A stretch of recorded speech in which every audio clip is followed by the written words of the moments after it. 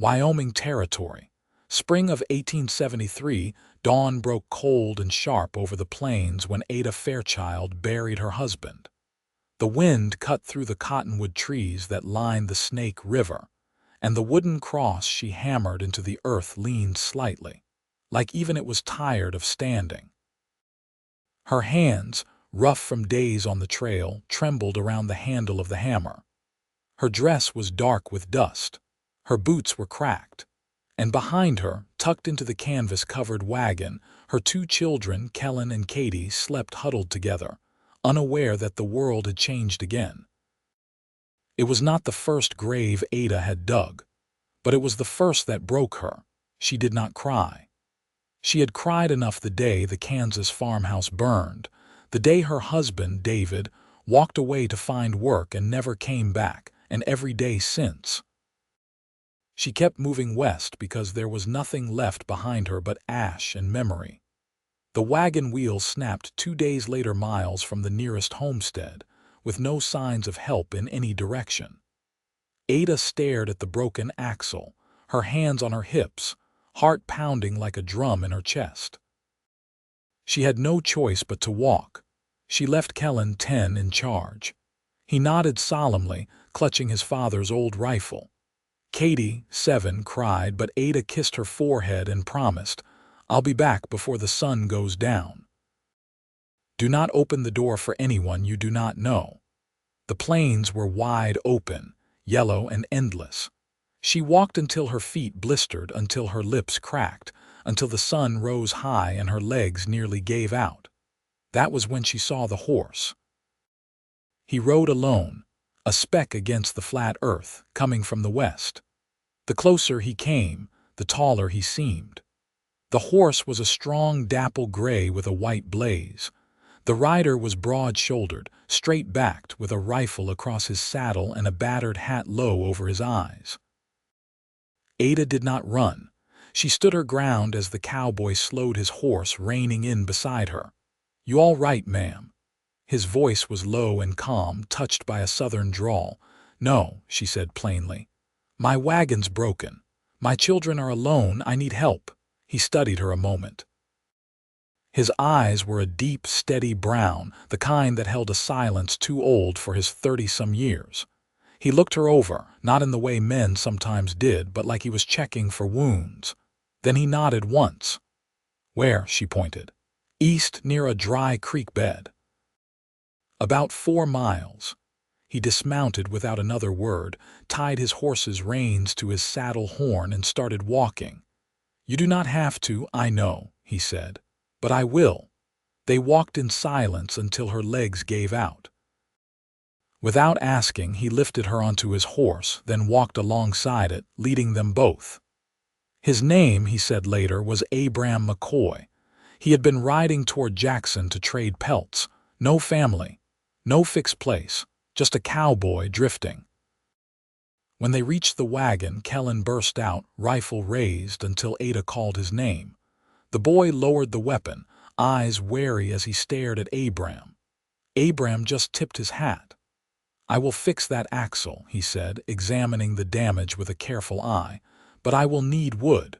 Strong, straight." "I saw a stand of pine a mile north. I can help," Kellen offered. Abram looked at the boy, then nodded. "Bring the hatchet." They left together. Ada stayed behind with Katie, who clung to her skirt. When the wagon was fixed, Abram tied his horse behind it and walked beside them for 2 days, helping guide it around gullies and over rough terrain. He never touched Ada, never even brushed against her. He kept his distance, always keeping watch, always quiet. At night, he camped 10 paces from their fire. He ate little, spoke even less. But when Katie had a nightmare, it was his voice, gentle and low, that calmed her. When Kellen asked how to track antelope, Abram showed him how to read the earth. On the 3rd night, Ada sat across from him, her knees drawn up, a blanket around her shoulders. The fire crackled. The children were asleep. "Why are you still here?" she asked. He looked up from the canteen he had been cleaning. "You needed help. We are strangers." He shrugged. Still true. She stared at him a long moment. I have not known many men who would help for nothing. I am not many men, she smiled faintly. No, I suppose you are not. He looked away then, but his hand lingered near hers on the dirt, not touching, never touching. On the 5th day, they reached a small settlement near the Wind River Range. Ada had meant to trade for supplies and move on, but the storekeeper told her the pass ahead was still snowed in. They would need to wait at least a week. There was a boarding house. One room left. Ada hesitated until Abram paid the woman in full for their stay. You did not have to do that, she said later. I know. He turned to go, but her voice stopped him. Abram. He looked back. She stepped closer, close enough to feel his breath. Her hand lifted, slow and uncertain, resting against his chest. His heart beat strong beneath her palm. His eyes searched her face, waiting, unblinking. I trust you, she whispered. He said nothing. Just covered her hand with his own, warm and rough, and held it there. From that moment, he never let go. He stayed, helped Kellen with hunting, taught Katie to tie knots. And every evening when the sky went gold, he sat beside Ada on the porch of the boarding house, never speaking unless she did. She touched him again, first a hand on his arm, a brush of her shoulder against his as they watched the sun dip behind the mountains. He touched her only after that, always gentle, always steady. And when she kissed him that night, she did it with her fingers curled in his shirt, her heart open and trembling. He kissed her back like a man who had waited his whole life for that moment. They did not speak of love that night. They did not have to. The boarding house sat quiet behind them, shutters drawn against the highland wind. Snow still clung to the northern slopes in the distance, though the lower ground had begun to thaw. Mud clung to boots. Horses sank to their fetlocks in the yard. Spring came slow to the Wind River Valley. Ada stood at the edge of the garden plot behind the house, a rusted spade in her hand. The soil was hard-packed, never tilled. She'd offered to help the owner plant beans and squash in exchange for extra eggs and milk. Now she worked with her sleeves rolled high and her braid falling loose over her shoulder, face bent to the task. Abram leaned beside the fence rail, arms folded, watching the line of her shoulders. He didn't speak, not at first. The wind carried the scent of pine and the distant sound of hammering from the blacksmith shed. You're digging too shallow, he said eventually. Ada straightened, brushing a forearm across her brow. I've never grown anything but wildflowers. He stepped down into the plot, took the spade, and drove it deep into the soil. You want the roots to breathe. Beans need room. Squash likes warmth, but not wet feet. She crossed her arms. You always this opinionated about vegetables. He gave her a sidelong glance. Just when they are being mistreated. She laughed, soft and low, and he looked down at the earth again. They worked side by side until the light began to shift and the little garden started to take shape. Rows drawn straight as fence lines. She crouched to plant the first seed with care, covering it with a whisper of dirt. Where'd you learn to plant? She asked without looking up. Abram set down the spade. My mother had a patch behind our cabin, Georgia. Before the war. Ada sat back on her heels. You fought, he nodded once. Confederate cavalry, rode for 2 years, buried more boys than I care to count, came home to ashes and boards nailed over the chimney. Silence stretched between them like unfurled cloth. She reached out, her fingers brushing his wrist where his sleeve had slipped. You stayed kind. He turned his hand, let her palm rest against his. Took a while. Later, after supper, Kellen fetched a jug of water from the well while Katie counted cracks in the porch steps. Abram sat sharpening a knife with slow, practiced strokes, the scrape steady, rhythmic. Ada stitched a tear in Kellen's coat by lamplight, her needle catching threads of shadow. You planning on leaving once the pass clears? She asked without raising her eyes. Abram paused. I was. She tied off the thread. Still, he laid the knife down. Don't know any more. She set the coat aside. You don't owe us anything. I know. But I want you to stay. That stopped him. He looked up, saw the way her hands were still, folded in her lap like they didn't know what to do next. I figured, he said quietly, you'd want to keep moving. Start fresh somewhere. Ada looked away toward the dark line of trees. Fresh don't mean anything if it's lonely. He nodded slowly. All right. She turned back to him, her voice steadier. What do you want, Abram? He didn't answer right away. Then he stood, crossed the porch, and knelt before her, his hands rough and sure as he took hers. I want to build something that don't burn down. Something I don't have to leave behind. She let out a breath that sounded like something breaking loose deep in her chest. She leaned forward, pressed her forehead to his. I never thought I'd trust anyone again, she whispered. He wrapped his arms around her, pulling her close, slow and careful, like every inch of her mattered. You trusted me first, he said. Now it's my turn not to let go. And he didn't. Not that night, not the next, not when the pass opened 3 days later and the trail beckoned west. He stayed because she asked, because he'd known the moment her hand touched his chest that she'd given him something he'd never held before, a place to belong. The town's name was Hanson's Ford, though no one could say who Hanson had been or what river he'd forded. It was little more than a cluster of wood buildings slung between the high grass and the mountains, but it had a schoolhouse with a new bell, a post office that doubled as a dry goods store, and a sawmill that paid in coin instead of credit. It was enough.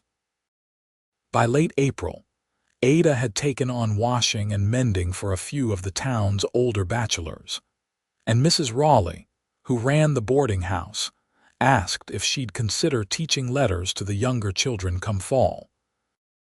It was the kind of place where a woman with steady hands and a quiet voice could become needed. Abram, for his part, found work helping repair the fencing along the north pasture behind the livery. The man who owned it, a one-legged ex-ranger named Burrows, paid him fair and didn't ask questions he didn't want answered. One evening, Kellen came home with a shallow scrape on his forehead and a silence that clung to him like soot. He handed the rifle to Ada without a word and sat on the porch steps, chin tucked to his chest. She knelt beside him. Tell me what happened. He didn't look up. Some boys from the mill said Pa ran off. Said real men don't leave their kin behind. She drew in a slow breath, fingers curling slightly against her skirts. Abram stepped out from the side of the house, where he'd been oiling the saddle rig he'd helped repair. His voice was even. You hit any of them? Kellen's eyes flicked up. No, sir. Abram nodded. Good, that's the hard choice. Ada set a hand on her son's shoulder. You know the truth, that's all that matters. Kellen glanced toward Abram. They said I don't have a real man to look up to. Abram crouched beside him, elbows on his knees. You don't need to look up to anyone. You're already standing tall. Kellen didn't answer, but the weight in his shoulders eased just enough for Ada to feel it. Later that night, after the children had gone to bed, Abram leaned against the doorframe of the kitchen, watching Ada twist her hair up with fingers that moved from habit more than thought. I've been thinking, he said, voice low. She set down the tin cup she'd been drying. If we stay past summer, it might be time to build something of our own. I passed a plot of land west of here. Old survey stakes still upright. Looks like no one's claimed it. Ada turned to face him fully. You want a homestead. I want to give them a roof that won't belong to anyone but us. She didn't speak for a long moment, eyes searching his face. That sounds like something a husband would do. He stepped closer, the lantern light catching the line of his jaw, the slope of his cheekbone. It does. She reached for him, not just her hand this time, but all of her every grief-worn inch that had learned to keep distance as armor. Her fingers slid into his, slow and sure. "Then ask me." He held her gaze. "Will you let me build a life with you?" Ada nodded once. Yes. They were married a week later, just after first light, behind the schoolhouse with the new bell. The preacher's hands trembled as he read the vows. He was near blind and had to squint at his own writing, but his voice was clear enough. Kellen stood tall beside Abram, solemn and proud. Katie scattered wildflower petals with a joy that made Ada's throat ache. They moved onto the land by mid-May. The cabin rose slowly, beam by beam, with help from Burroughs and a few of the mill hands who owed Abram favors. Ada planted a row of onions. Kellen dug a root cellar. Katie fashioned a rag doll from scraps of muslin and named it Lily. One afternoon, as they laid the first of the shingles, Abram looked down from the roof where he was hammering and caught Ada watching him from the ladder. She didn't speak, just met his eyes and smiled, not the careful kind she'd worn when they first met, but something open and certain. He climbed down, hands rough with pitch, and took her face between his palms. She leaned into the touch like it was the first warm day after a long winter. They kissed with the quiet intensity of people who knew loss but chose love anyway. That night, after the children were asleep, Abram sat beside her on the porch they'd built with their own hands. The sky stretched black and wide above them, stars scattered like seeds waiting for rain. Ada took his hand in hers. "We built this." He looked at her, the lines in his face softened by the lamplight behind the curtain. "And we'll keep building." Neither of them said anything more. They didn't need to. The porch creaked gently beneath them. The wind sighed through the grass. And the man who had never touched her until she reached for him first kept his arm around her for the rest of the night, as steady as the earth beneath their home. By mid-June, the roof was on, and the scent of fresh cut timber still clung to the cabin walls. Mornings came early and bright, and the fields behind the house trembled with green young shoots pushing through the dirt, as though they'd been waiting years for this kind of quiet. Ada woke before the sun most days, her body remembering farm rhythms from long ago. She'd fry cornmeal cakes and boil chicory, then sit by the open kitchen window, listening to the pine wind while the house breathed around her. Abram had taken to riding out early with a pack mule and a bow saw, cutting fence posts and hauling back firewood. He never said where he'd learned to read trees, but he never chose wrong, each log straight, dry, and clean of rot. His silence in those hours was never cold.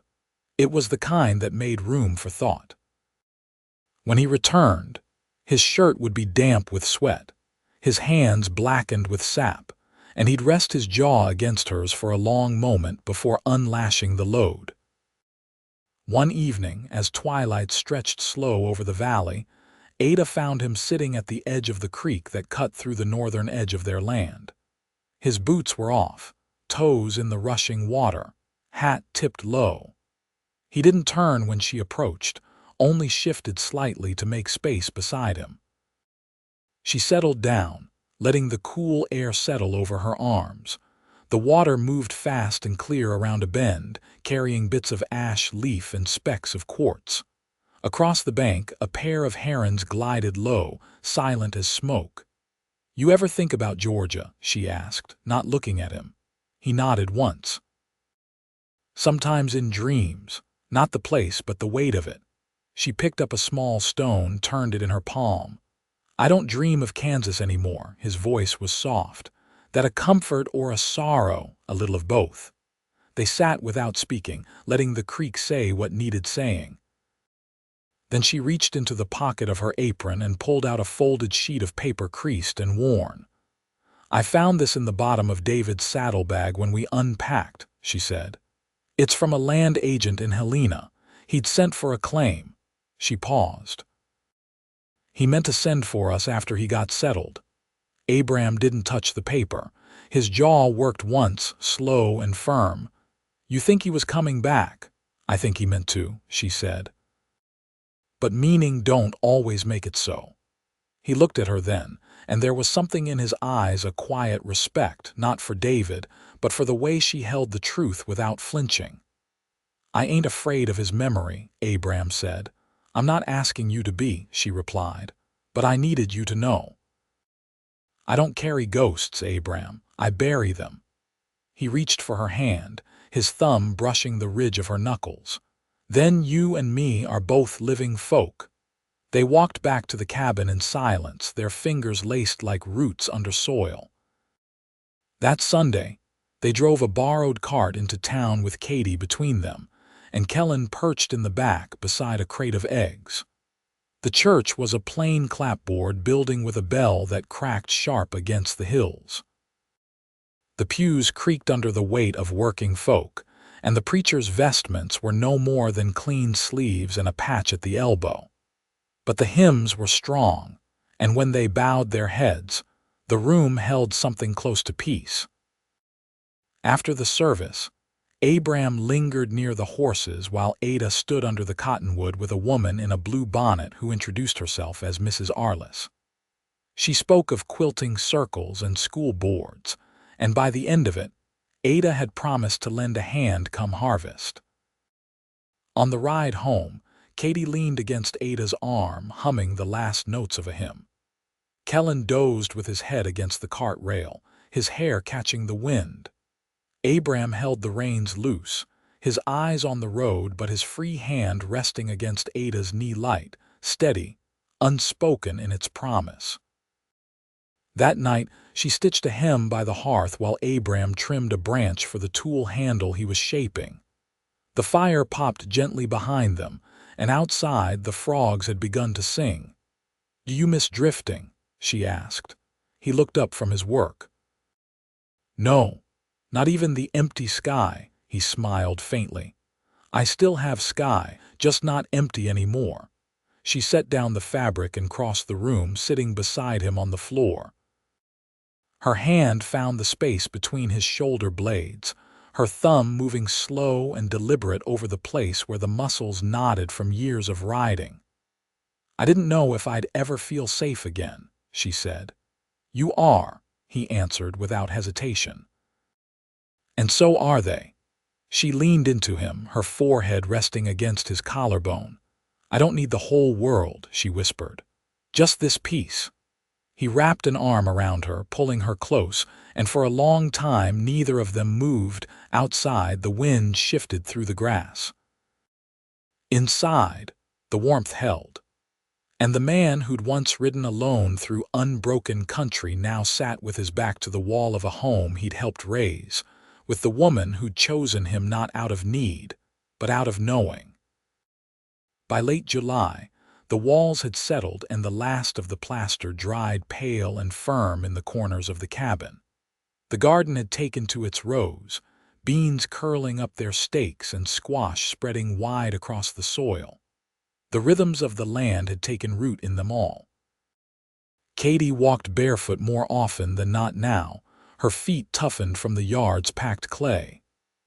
Kellen had begun carving in his spare time, little animals from pine wood scraps he stacked by the stove. Ada had started a journal, though she didn't write every day. When she did, it was in the evening after chores, when her hands were still and the light slanted through the west window. She wrote about the way Abram's voice changed when he told stories, lower and slower, like the words themselves were drawn from deeper places. She wrote about the way the house sounded at night, roof creaking, floorboards settling, Katie's soft breathing, Abram's steady presence beside her. One morning, Abram returned from the far edge of the creek with a shallow leather pouch. He laid it on the kitchen table and untied the string. "Found these along the bank," he said. Ada leaned over. Inside were 6 arrowheads, smooth-edged and sun-bleached. She picked up the largest, thumb brushing the notch at its base. "Shoshone, likely," he said. "Could be older." She turned the stone in her fingers. "They were here long before us." "They still are," he said. "North of here some ways. I met 2 men from a band out near the Salt River when I was younger. Did you speak with them? He nodded. Some, enough to know they had no reason to trust white men. She set the arrowhead down. And yet they spoke. They said trust is built with time, not words. She looked at him from across the table. Seems that's true in more than one place. That evening, a knock came at the door just as the last light was falling. Abram answered with his rifle set behind the doorframe just in case, but it was only Burroughs leaning heavy on his cane, hat in hand. Storm came down from the mountain. Took out the fence posts on my east line, he said. Hogs are out, I can't manage alone. Abram pulled on his boots. Kellen, grab your coat. Ada touched her son's shoulder. Wait. She stepped out after Abram instead. The road was slick from the rain and thunder still rumbled in the distance, but she kept pace beside him, skirts lifted just above her boots. I can help, she said. Abram looked over. You sure? I was a farmer's wife. I know how to chase pigs. They reached the pasture by lantern light. The posts lay crooked, some dragged half out of the earth. One sow had gotten herself tangled in bramble. Ada moved slow, calm, whispering nonsense until the animal stilled enough for Abram to cut her loose. Burroughs leaned against a stump and shook his head. You two work together like you've been doing it 20 years. Ada smiled without turning. Feels longer some days. Back home, Katie had fallen asleep beside the hearth waiting up, her head resting against Kellen's shoulder. He'd kept the fire going, even tucked the blanket around her. Abram lifted her gently, carried her to bed, and Ada kissed her son's brow as he stood. You did good, he shrugged, but his eyes held something proud. You and him. You're real, aren't you? Ada brushed a curl from his cheek. We're all real now. The next week, Abram cleared the western pasture and dug a small trench to carry off the rainwater that had pooled near the root cellar. Ada spent the day mending the second pair of boots they'd bought in town. They worked wordlessly most of the time, but never coldly. It was the kind of silence that belonged to people who didn't need to fill space to feel close. On Sunday, they walked out past the ridge with a basket of bread and boiled eggs, laid a blanket beneath a wind-stunted cedar. Katie chased butterflies. Kellen explored the rise, his knife in hand, shaping a new carving. Ada leaned back against Abram's chest, his arms wrapped around her waist, her head tucked beneath his chin. You ever think about going farther west? She asked. He ran his thumb along the curve of her wrist. No need. Everything I wanted's right here. She turned in his arms, looked up at him. You sure? He brushed a strand of hair behind her ear. I've wandered half this country, never found a place that felt like something I'd fight to keep. Until now. She kissed him, not hard, but deep, the kind of kiss that says stay, the kind that doesn't ask. They returned home as the sun dipped low, the cabin's windows catching the last of the light. Abram lifted Katie from the wagon seat, her arms wrapped around his neck, her laughter soft in his ear. Kellen jumped down and opened the door, the smell of pine and hearth smoke curling out to meet them. Inside, Ada set the kettle on and hummed an old tune from her girlhood. Abram leaned his back against the door, watching her move through their kitchen like she'd always belonged there. You're smiling, she said, glancing over her shoulder. I'm home, he answered. That night, after the children were asleep and the fire had burned low, Ada lay against him beneath the quilt they'd pieced together from worn shirts and traded cloth.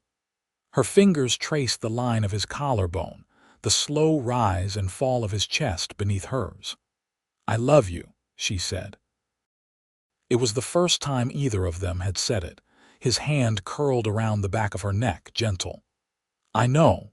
I've felt it in every day you stayed, every time you looked at me like I wasn't a man to be feared. You never were, she said. Just one who'd been alone too long. He kissed her then, and they stayed wrapped in each other until sleep took them both. Years passed, but the rhythm never broke. The land gave and took in equal measure, but the cabin stood, and so did they. Kellen grew into a man with steady hands and a quiet way.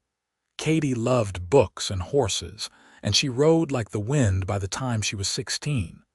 The garden widened with each season. The porch sagged a little more each year, but it always held. And every night, no matter the weather, Ada and Abram sat side by side beneath the eaves, her hand in his, the stars above them, and the sound of a home they'd made from loss and choice and love as steady as breath.